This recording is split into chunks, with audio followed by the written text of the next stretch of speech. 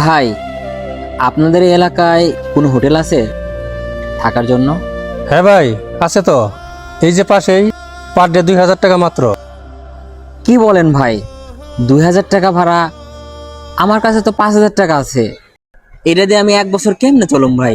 2000 টাকা দিয়ে যদি আমি হোটেল রুম নেই তাহলে দেখা যেতেছে আমার 2 দিনেই শেষ হয়ে যাবো ভাই। আর খামো কি, থাকুমি বা কেমনে? কি বলেন ভাই, 5000 টাকা নিয়ে মাত্র এই ঢাকা শহরে আইছেন? এই টাকা দিয়ে তো খাওয়া দাওয়াই হবে না, না পারবেন থাকতে, না পারবেন খাইতে। তার চেয়ে বরং একটা চাকরি খুঁজেন। কি বাতিজা, শহরে নতুন আসছো নাকি? চাচা, ঢাকা শহরে নতুন একটা কাজের জন্য আসছিলাম চাচা।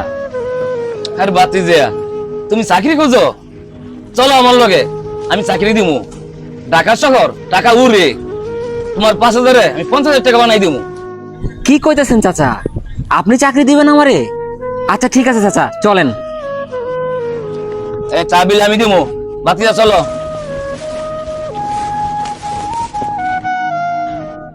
ওই টাকা 5000 টাকা দাও।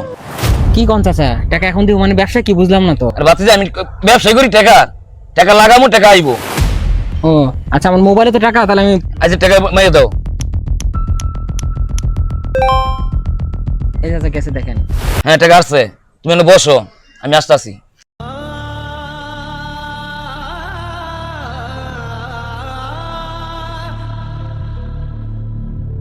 কি ব্যাপার ভাই, এখানে আপনি বসে আছেন মন খারাপ করে? আপনাকে দেখলাম চায়ের দোকানে চাচার লগে আসতে। জি ভাই, আপনি ঠিক ধরছেন ভাই। ওই লোকটা আমার কাছ থেকে ব্যবসার কথা বলে ভাই 5000 টাকা নিয়ে গেছে ভাই। সে বলছে নাকি আসবে আবার। ভাই এই যে বিকাল গড়ায় সন্ধ্যা হইতেছে ভাই, আবার একটু পরে রাত হয়ে যাবে ভাই। ওই লোকটার কোনো খবর নাই ভাই। কি কোন ভাই, আপনি তো পুরো বাটপাড়ার পাল্লায় পড়ছেন। ভাই, ঢাকা শহরে বাটপারে ভরে গেছে, চোখ কান খুলে রেখে একটু চলাফেরা করেন। ভাই আমার এই 5000 টাকায় সম্বল ছিল ভাই, এই টাকাটাই নিয়ে গেছে ভাই। এখন আমি কেমনে চলাফেরা করবো ভাই বলেন? ঠিক আছে ভাই, যা হবার হয়েছে, মন খারাপ করেন না, জানগা। কাউকে ঠকানোর মধ্যে যে আনন্দ থাকে সেটা সাময়িক, আর যাকে ঠকানো হয় তার কষ্টটা বুকে জমে থাকে আজীবন।